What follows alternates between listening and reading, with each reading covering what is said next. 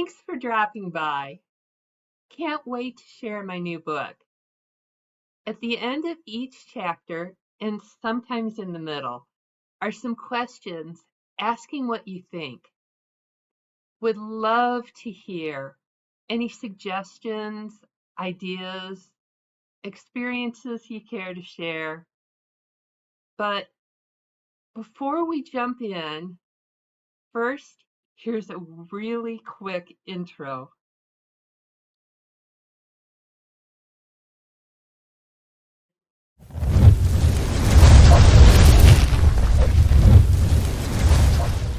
I'm in the kitchen when suddenly, out of nowhere, the area is engulfed. Happens so quickly, it's like an explosion. Flames shooting violently to the ceiling. Each dream is the same. And then I awaken, sweating, shaking.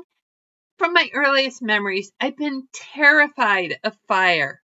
Perhaps originating with childhood Bible stories depicting the flames of hell as God's ultimate punishment, which trigger nightmares, or rather night terrors, where I'm asleep but not asleep.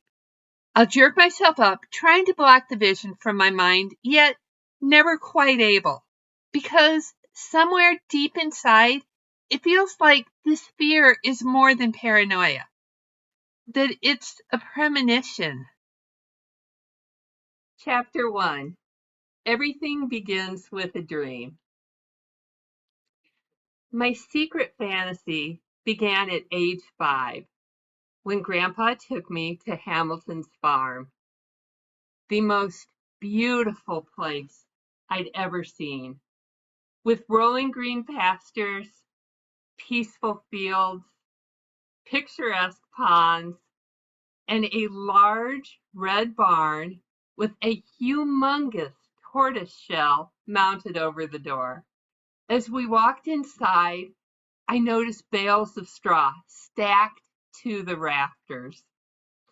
I'll never forget what happened next. Noticing my amazed expression, Grandpa asked if I'd like to climb them. Absolutely. And up I scampered, leaping from one teetering straw tower to the next, wiggling through holes in the substantial stockpile, plummeting down into loose cut hay in the cattle stall. After about 20 minutes, Grandpa removed a leftover piece of twine and motioned for me to follow. We exited into a livestock lot, then climbed over a distant gate before wandering down into a lush pasture of horses. To my delight, Grandpa slipped the string around the neck of a large black stallion, the most amazing animal I'd ever seen. Next thing I knew, he was lifting me onto its back. The obedient stud followed Grandpa's commands as he lightly moved the rope left or right, leading us back to the barn. No saddle, no bridle, as I simply held my magnificent new friend's mane. From that day on, bareback was my favorite mode of transportation. We finished the afternoon down at the pond collecting goldfish for our summer aquarium on the back porch. Hiking back to the car with my new aquatic pets, we paused at the old Pioneer Homestead. Peeking in the windows, it appeared to be filled with antiques. Grandpa said the rickety structure once served as a trading post for early settlers. It was all so fascinating. My all-time favorite childhood memory.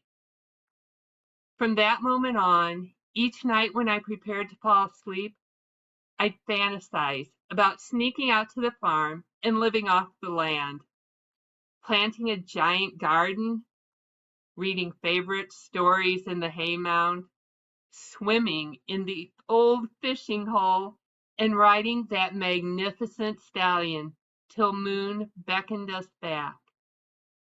My mission was to live like our pioneer ancestors.